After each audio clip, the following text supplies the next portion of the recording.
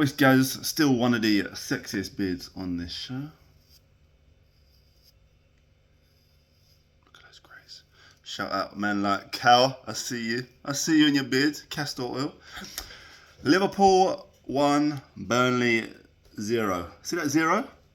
That is the ambition that they had in the game. What a shit game. This is going to be so short and sweet. What a shit, boring game. Now, I'm going to put it down to the fact that there's still a few new players in the core positions within the team, while we're not clicking as I thought we would.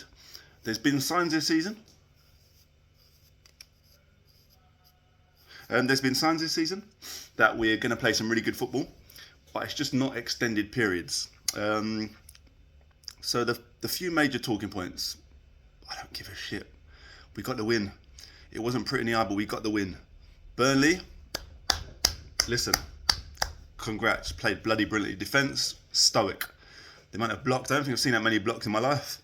Yeah, it's insane. So they're very, very unlucky. I do feel for them. Main talking point to me, Gravenberch was a standout player. Absolutely blinding performance from him today. What I will say is I still think if we get a true DM, it unlocks Gravenberch on a whole nother level. Today we saw him pushing on more because he had to. And I just feel like him in the 8, that box-to-box ball carrying progressive midfielder, would be a whole other level of Grav, you know. Don't get me wrong, his defensive numbers, outstanding. But imagine if you put him next to like someone like a Wharton, who would sit back and do the defensive role. I think you see a whole nother Grav, you know. Next talking point, Wirtz. Now, I know there's a few Liverpool supporters, and obviously the rivals, they hate watching anyway, so that's fine. Let them be them. Wirtz is a blinding player. I am not worried about him one bit. The one thing that does annoy me, and when you look at how good he was for Leverkusen, and the reason why he's so good at Leverkusen, the ball's played to him as soon as possible. I should know that if Wirtz has got a player right behind him, I can still give him the ball. He's good enough. He's brilliant under pressure. He's very, very good with ball retention. He's a very, very good dribbler. I just feel like we're not playing to his strengths. If you watch the game back, and I started to get more frustrated, you know when you notice something and then you see it more and more and more. So I noticed with him, there was minimum of 15, 20 times where he had a little bit of space, even if it's 2 yards, and we looked up and then we dilly-dallied and played right, played left, played forward beyond him. Just give Wirtz the ball. He's a magician. Give Wirtz the ball and let him do what he wants to do, because that is how good the guy is. My final point, and what I'm going to end on, bit of a negative, sorry. Salah. He's just not the same this season. And you know what? He has a slow start and he's done so much for this team. I think Salah needs to hold bench. I'm not going to lie. I think he needs to hold bench. If I had to give him a rating for that game, including the goal he scored for penalty, it would have been 2 out of 10. Terrible performance. And yes, it is worrying. It's more worrying because we haven't got anybody to deputise for him. What I would do moving forward, I believe, I'd give him a rest. Give him a rest. Let him recoup. And I'd play Frimpong right wing. Frimpong right wing. The thing is with Salah holds the line, the touch line, which is not his strength. His best work is done near the box. Frimpong is better out wide because he's quicker, more direct. Fact. I think you're better off to play Frimpong right wing. Give Salah a break, even if it's just for the next game. Obviously, we've got Champions League. We got 7 games in 20 days, which is ridiculous.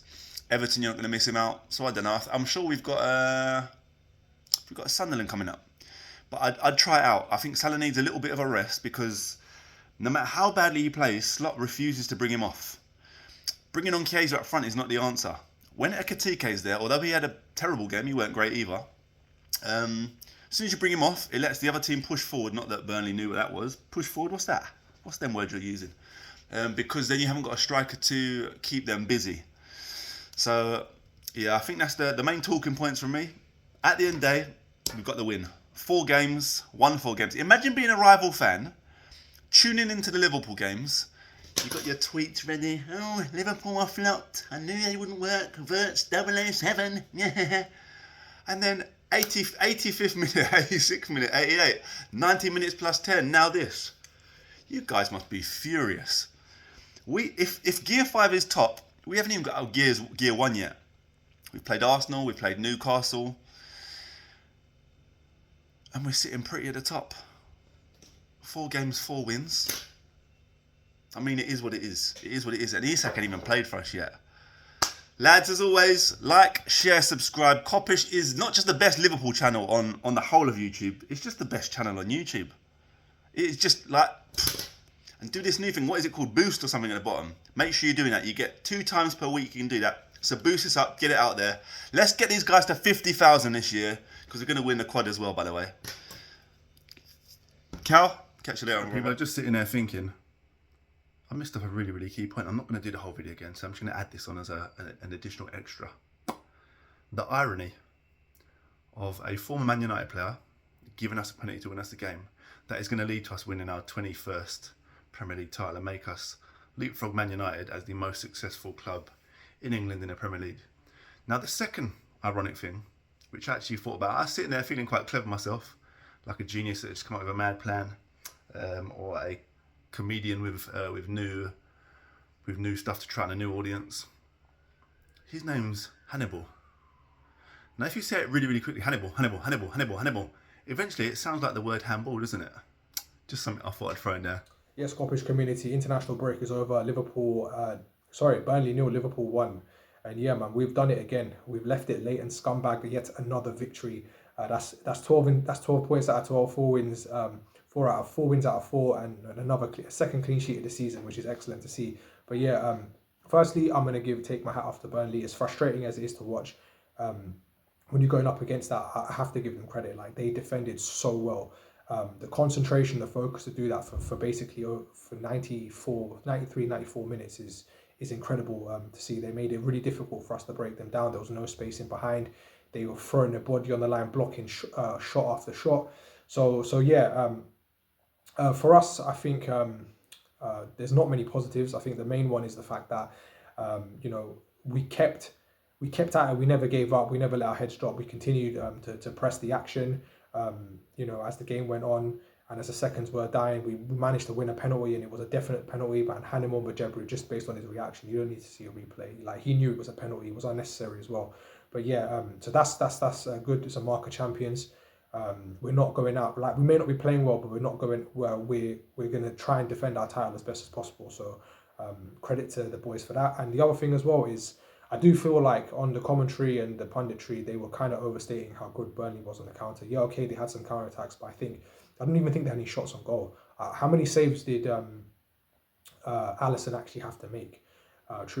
Really and truly. And the other thing as well, like, they didn't even have that many set pieces, like, and that comes down to the fact that our defensive structure and our centre backs were they were nigh on perfect today, and they had to be, because that's the type of game, if you make a mistake and they go 1-0 up, we're not winning that game.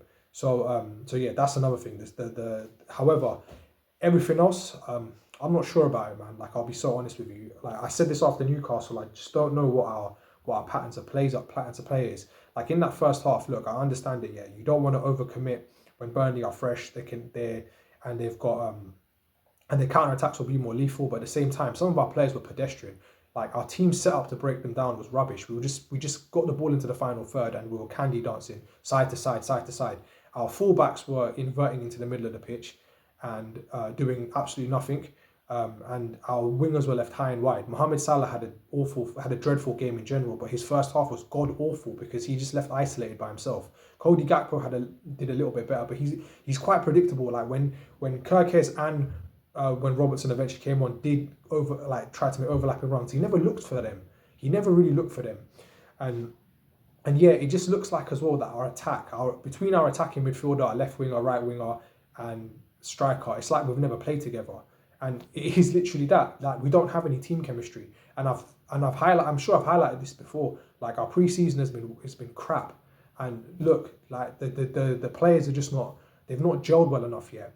And yeah, like, and the other thing as well that really frustrated me is the fact that in a game like this, when Burnley are sitting deep and there's no space, like, I get the recycling of play, the intricate passing, but every so often just take on your man. Like, try and make something happen. Like, the bits of brilliance that we had was players taking risks. For example, Cody Gakpo takes on Kyle Walker, wins a corner. Yeah, Ekatike tries to take on his man, gets and fizzes a low cross shot pass. I don't know what it is. Yeah, across the face of goal, and he goes out for a goal kick. Robertson tries to go for a nutmeg, gets our first shot on target. Even Rio Ngamo, when he came on, he stood his man upright, did a few step overs, and did a nice pass across the box to Frimpong to force a save from Dubravka. For me personally, yeah, in a game like this, certain players have to be willing to take risks, while others position themselves in a way where they can pick up second balls if things don't go right. Because the passing is all well and good. We did have some intricate passing, but ultimately, the lack of space in behind is really difficult to do anything. The other thing as well, man, the set piece delivery was pants. Like, that was probably the way I would see us scoring, was our set piece, and it just got progressively worse. We had a lot of corners that we did not really test the goalkeeper enough. I know Konate had one where he nods the ball over the bar, but yeah, we need to improve a lot. Because, okay, look, I get the fact that we're away from home and we did win the game, but we're going to go up against, we've got back-to-back games against Simeone and Moyes, albeit it's our house, but they're better teams. And if they've seen Burnley do this, they're going to do a similar sort of game plan. And it's, you know, and yeah, so for me personally, I need to see, as much as I'm happy with the results, I need to see better performances, guys. So anyway, on that note, like the video, comment, subscribe, send in your views of you. I'm out. Peace.